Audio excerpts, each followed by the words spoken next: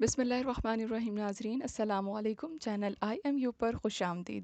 ناظرین، جیسا کہ آپ سب جانتے ہیں کہ حال ہی میں پاکستان کرکٹ بورڈ کی جانب سے سری لنکا کے خلاف کھیلی جانے والی ٹیسٹ سیریز کے اسکواڈ کا اعلان کیا گیا۔ اسکواڈ کے مطابق بابر اعظم کپتان اور محمد رضوان کو نائب کپتان مقرر کیا گیا۔ اس اسکواڈ کے اعلان کے بعد سابق ٹیسٹ کرکٹر راشد لطیف کا رد عمل سامنے آیا۔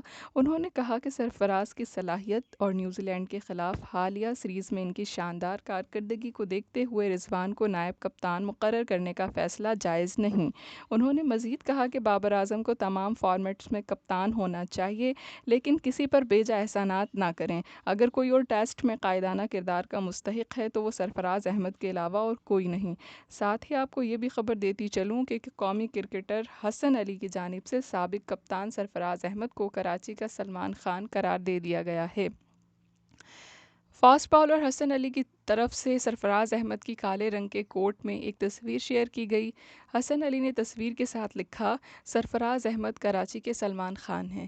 ٹویٹر صارفین نے حسن علی کی اس ٹویٹ کو بہت پسند کیا۔ ایک صارف سرفراز احمد سے اپنی محبت کا اظہار کرتے ہوئے لکھا کہ سلمان خان فلمی ہیرو ہیں جبکہ سرفراز احمد حقیقی ہیرو ہیں۔